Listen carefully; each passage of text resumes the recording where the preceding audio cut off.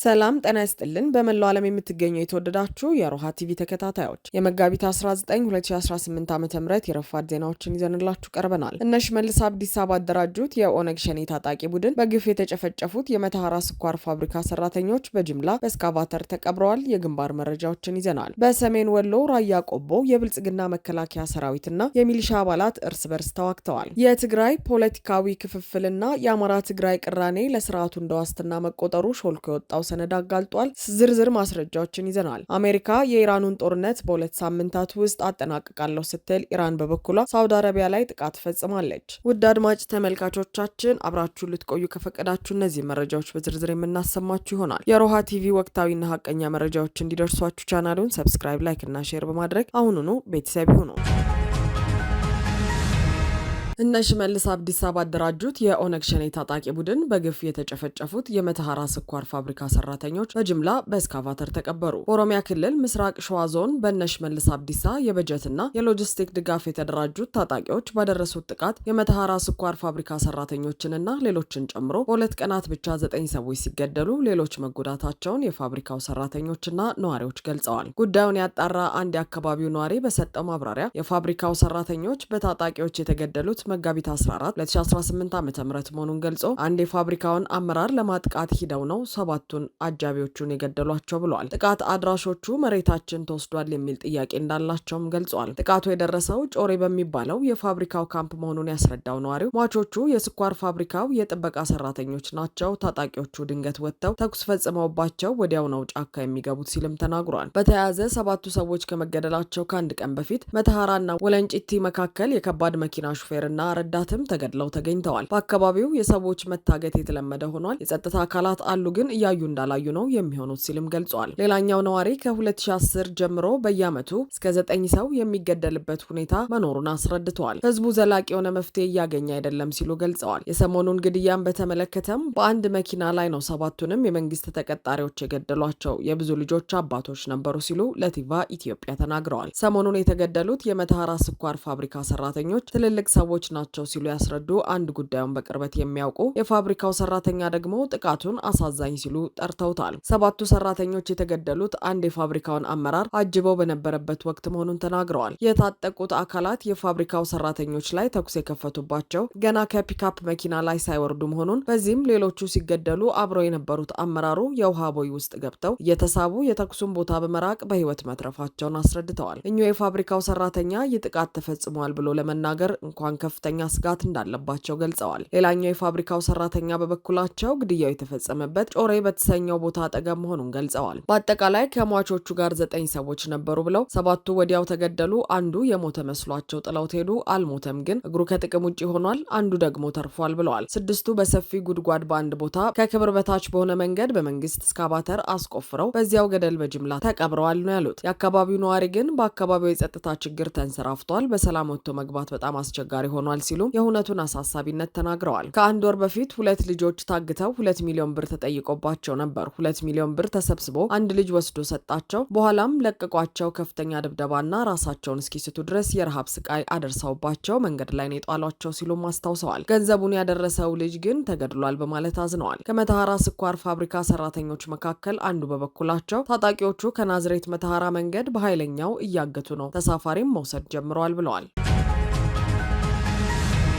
በሰሜን ወሎ ራያ ቆቦ የብልጽግና መከላከያ ሰራዊትና የሚሊሻ አባላት እርስ በርስ ተዋጉ። የራያ ቆቦ ወረዳ መቀመጫ በሆነችው ቆቦ ከተማ በአገዛዙ ወታደሮች መካከል በተቀሰቀሰ የእርስ በርስ ግጭት የአንድ ሚሊሻ አባል ህይወት ሲያልፍ የሟቹ ሚሊሻ አባል የትዳር አጋርን ጨምሮ ሌሎች የሚሊሻ አባላት መቁሰላቸው ተረጋግጧል። ግጭቱ የተቀሰቀሰው በመከላከያ ሰራዊትና በሚሊሻ አባላት መካከል ሲሆን መከላከያ ሰራዊቱ ግልገል ፋኖ ብሎ በሚጠራቸው የሚሊሻ አባላት ላይ ጥብቅ እርምጃ መውሰድ መጀመሩ ታውቋል። ይህ የአገዛዙ የመከላከያ ሰራዊትና የሚሊሻ ተኩስ የተካሄደው መጋቢት 17 በቆቦ ከተማ ሰኞ ገበያ ልዩ ስሙ ጎድጓዲት በተባለ ስፍራ ነው። የመከላከያ ወታደሮች ሚሊሻዎች ላይ ተኩስ ከፍተው አንድ ሚሊሻ ለሕክምና ወደ ሆስፒታል ቢወሰድም ከላይ የመጣ ትዕዛዝ ነው በሚል ሕክምና እንዳያገኝ ተደርጓል። በዚህም ህይወቱ ማለፉ የተነገረ ሲሆን ሌሎች ሚሊሻዎችም ቆስለው ሕክምና መከልከላቸው ነው የተነገረው። ወታደሮቹ የሟቹን ሚሊሻ ባለቤትም ቤቷ ድረስ በመሄድ ተኩስ ከፍተው ያቆሰሏት መሆኑ ታውቋል። የግጭቱ ምክንያት ወገናችን የመከራ ማዕት እየወረደ ባለበት ለጥቂት ገንዘብ ስንል ካገዛዙ ጎን ቆመንም የምንገደል ከሆነ ወንድሞቻችን እንዳደረጉ ያርጉን ያሉ የሚሊሻ አባላት ከነሙሉ ትጥቃቸው ጠፍተው ፋኖ ወዳለበት ቀጠና መሄዳቸውን ተከትሎ የተከሰተ መሆኑ ተነግሯል። ከዚህ ግጭት በኋላም በርካታ የሚሊሻ አባላት ከነትጥቃቸው ወደ ፋኖ መቀላቀላቸው ነው የተገለጸው። ይህ በእንዲህ እንዳለ የአማራ ፋኖ ብሔራዊ ንቅናቄ ሚኒሊክ እዝ ለማረካቸው ከ300 ለሚልቁ የቀድሞ ያገዛዙ ሰራዊት አባላት የተሃድሶና የመልሶ ግንባታ ስልጠና እየሰጠ መሆኑ ተሰምተዋል። በተለያዩ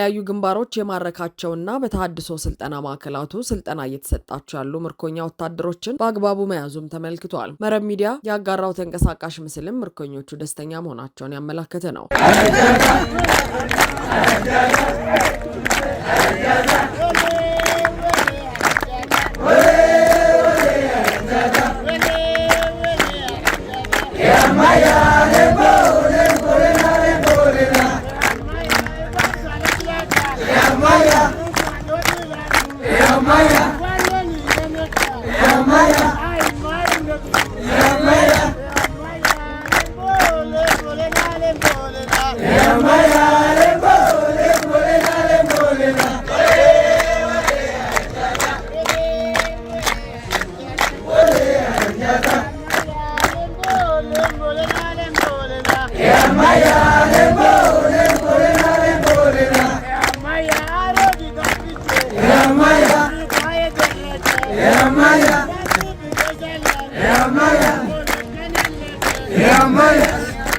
በእንዲህ እንዳለ በቋሪትና በጎንጅ ቆለላ የብልጽግና መቃብር እየተቆፈረ መሆኑ ተነግሯል። የአማራ ሕዝብ የህልውና ተጋድሎ ወደማይመለስበት የድል ምዕራፍ ተሸጋግሯል። የጭቆና ቀንበር ሰባሪው የፋኖ ክንድ በአሁኑ ሰዓት በአፋብን 102ኛ ኮር 33ኛ ክፍለ ጦር አማካኝነት በአስተማማኝ ሁኔታ ነጻ በወጡ አካባቢዎች ላይ ህዝባዊ አስተዳደሩን እያጠናከረ እንደሚገኝ ተገልጿል። የ33ኛ ክፍለ ጦር ጊዜያዊ መንግስት አስተዳዳሪ አርበኛ በላይነህ ጥላሁን ከቋሪት ወረዳ ጊዜያዊ መንግስት አስተዳዳሪ አርበኛ ይበሉ ጌታቸው ጋር በመቀናጀት የወረዳውን ሰላምና ጸጥታ የማስከበር ስራ በውጤታማነት እያከናወኑ መሆኑን አብስረዋል። ይህም የብልጽግና አገዛዝ በእነዚህ አካባቢዎች ላይ መቃብሩ ተቆፍሮ መቀበሩንና ህዝቡ በገዛ ልጆቹ እየተመራ መሆኑን ያረጋገጠ ነው። በቋሪት ወረዳ ባሉ ሁሉም ቀበሌዎች የተመረጡ ተወርዋሪ የግል ባለጦር መሳሪያዎች በሻለቃ ደረጃ ተደራጅተው የአካባቢው ሰላም በህዝባዊ ኃይሉ አስተማማኝ ሁኔታ ለማንኛውም አይነት የጠላት ግስጋሴ ምላሽ የሚሰጥ ለግዳጅ ዝግጁ የሆነ ኃይል ተገንብቷል። የተጀመረው የነጻነት አየርና የድል ፋና በቋሪት ብቻ የሚቆም እንዳልሆነም ተገልጿል። የፋኖ ግስጋሴ አሁን ፊቱን ወደ ጎንጅ ቆለላ ማዞሩንና በዚያም የህዝብ አስተዳደርን የማጠናከርና የአገዛዙን ሰንሰለት የመበጣጠስ ስራ ተጠናክሮ እንደሚቀጥል ተረጋግጧል።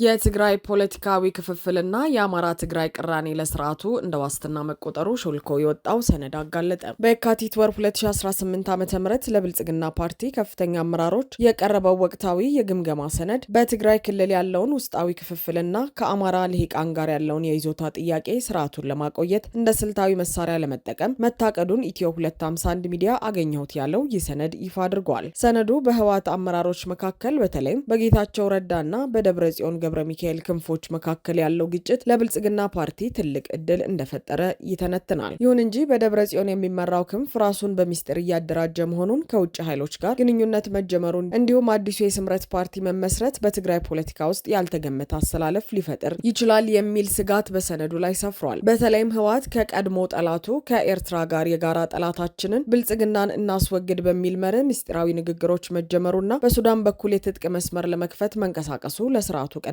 ስጋት መሆኑ ሾልኮ በወጣው ሰነድ ላይ ተገልጿል። ሰነዱ የወልቃይትና የራያ ይዞታ ጥያቄዎችን በተመለከተ እጅግ አደገኛ የሆነ ስልት ቀርጿል። እነዚህ አካባቢዎች በትግራይና በአማራ ልሂቃን መካከል የማይታረቅ ቅራኔ እንዲኖር ማድረጊያ ስልታዊ መሳሪያዎች አድርጎ የሚመለከተው ሰነዱ ይህንን ልዩነት በመጠቀም ፋኖና ህወሓት በምንም አይነት ሁኔታ በጋራ እንዳይቆሙ የማድረግ ስራ ቅድሚያ ሊሰጠው እንደሚገባ በግልጽ ያስቀምጣል። የትግራይን ህዝብ ከሻዕቢያ ዳግም ወረራ ሊከላከልልህ የሚችለው የፌዴራሉ መንግስት ብቻ ነው የሚል ትረካ በመገንባት ከህወሓት ይልቅ ወደ ፌዴራሉ መንግስት እንዲጠጋ የማድረግና የክልሉ መልሶ ማልማት ስራዎች ከመንግስት ታማኝነት ጋር በማያያዝ ልሂቃኑ በኢኮኖሚ ጥቅማ ጥቅም ላይ እንዲያተኩሩ የማድረግ እቅድ መያዙም ተመልክቷል። ይህንን ስጋት ለመቀልበስ በሰነዱ የቀረቡት ስልታዊ መፍትሄዎች በትግራይ ጊዜያዊ አስተዳደርና በህወሓት መካከል ያለውን ልዩነት ይበልጥ በማስፋት የክልሉ ፖለቲካ ወደ አንድ ማዕከል እንዳይመጣ ማድረግ ላይ ያተኩራሉ። በተጨማሪም ህወሓትና ሻዕቢያ ሊፈጥሩት የሚችሉትን ምስጢራዊ ጥምረት ለመበጠስ ለሻዕቢያ የዲፕሎማሲ ማባበያ በመስጠት በመስጠት ህወሓትን ለብቻው ነጥሎ የማስቀረት ስልት ተነድፏል። በአጭሩ ሰነዱ ትግራይን በተመለከተ የያዘው አቅጣጫ ውስጣዊ ክፍፍሉን ማቆየትና የአማራና የትግራይ ልሂቃን ያላቸውን ቅራኔ ለስርዓቱ